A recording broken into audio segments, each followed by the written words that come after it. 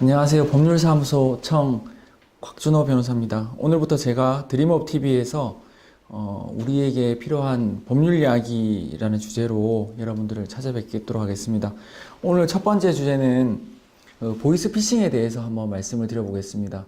일반적으로 보이스피싱 관련해 가지고 이제 피해 변제를 받는 방법이라든지 또는 보이스피싱 전화를 받았을 때 대처하는 방안 등은 이미 언론에서 흔히들 많이 나와 있고 주변에서 찾아볼 수 있는 곳들이 많을 겁니다.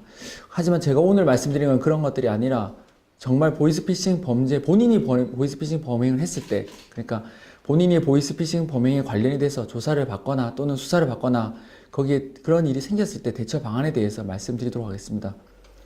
저희 사무실은 보이스피싱 사건을 정말 많이 진행을 하는데요. 일반적으로 보이스피싱 사건이 언론에 알려지기 전부터 저희는 보이스피싱 사건을 접해왔습니다.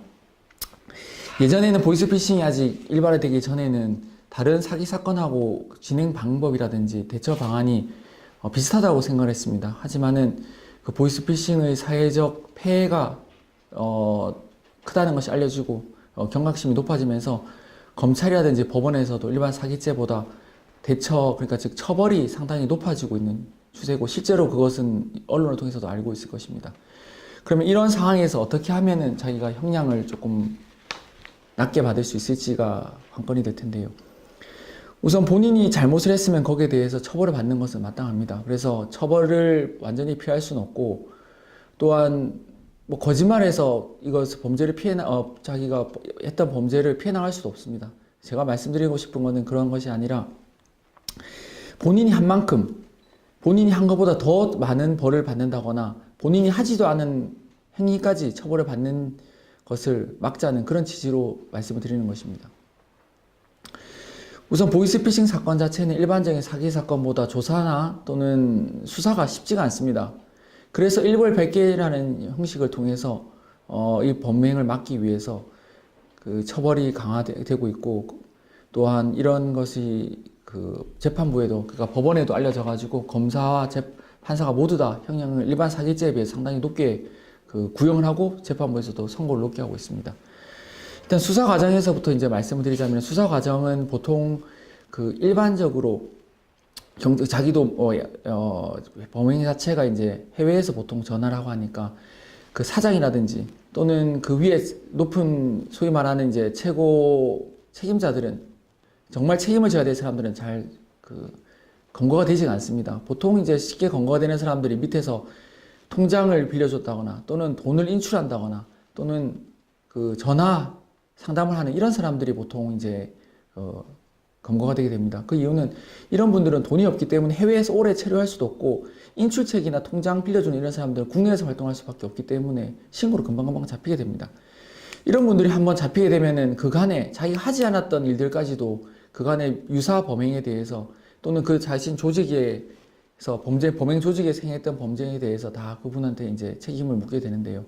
어떻게 생각하면 좀 당황스러울 수도 있을 것입니다. 뭐 한 번에 50만 원 정도 받고 인출을 해줬는데 그걸로 인해서 형량을 자기가 들어보니 1년 이상 또는 뭐 2년 이상씩 살게 된다고 하면 상당히 황당할 텐데요. 근데 황당할 것이 없는 것이, 이러한 피해자들이 일반적인 사기죄와는 좀 다르게 정말 생활이 어려운 분들입니다. 보이스피싱은 주로 인출 통한 사기를 요즘에 많이 하는데, 돈이 정말 많은 사람들은 보이스피싱에 낚이지가 않습니다. 왜냐하면 은행을 통하거나 아니면은 뭐 담보대출을 받는다거나 하는 얼마든지 이 제도권 내에서 안정적인 방법이 있으니까요.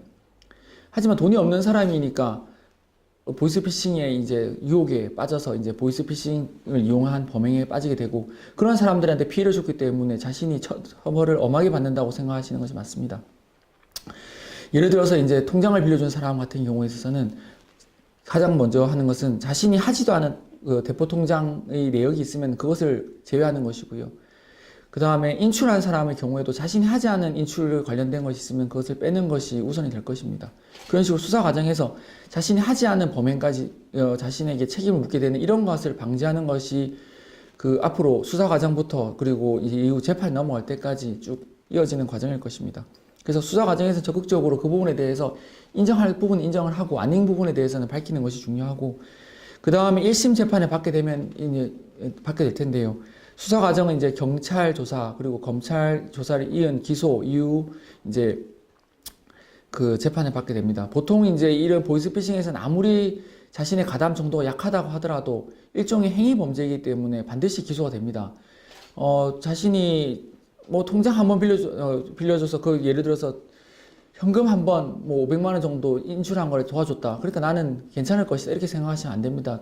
대부분 다 초범이고 순진하게 이러한 그 자신이 그냥 아르바이트식으로 일을 했으니까 괜찮을 것이다. 이렇게 생각하시는 분들이 있는데 그 절대 그렇지 않습니다. 그래서 처음부터 조사 과정에서부터 자신이 하지 않은 부분은 명명백백하게 따지고 들어가야 됩니다. 그렇지 않으면 형량이 거기에 대해 바로 직결되니까요.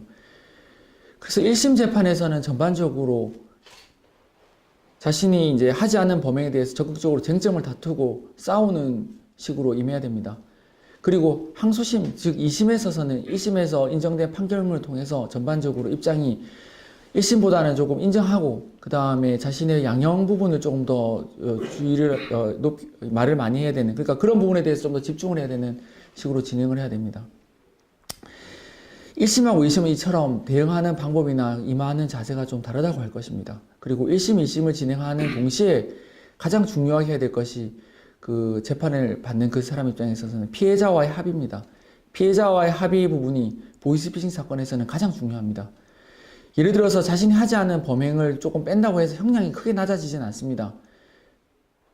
하지만 피해자와 합의를 한 명 한 명 해나가면 그것은 바로 형량에 직접적으로 연관이 돼서 형량이 감해지게 되므로 반드시 피해자 합의 부분을 신경을 쓰셔야 됩니다.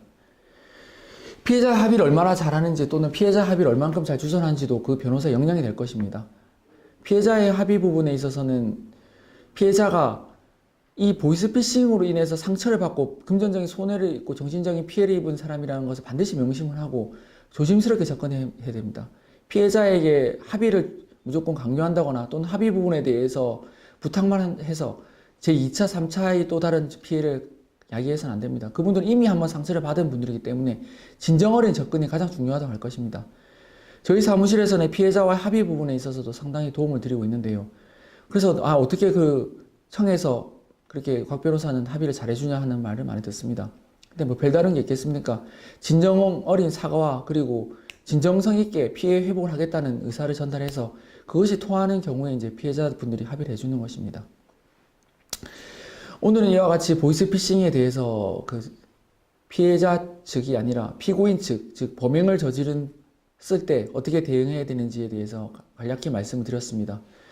구체적인 사안에 대해서는 각각 다 사안이 다르고 개별적인 입장이 다르므로 전문가인 변호사와 상담을 할 것이 필요합니다. 그리고 보이스피싱 사건 같은 경우에 있어서는 일반 사기죄와 분명히 접근 방법이라든지 해결 방안이 다르므로 보이스피싱 사건을 많이 해본 경험이 있는 변호사를 찾는 것이 중요할 것입니다.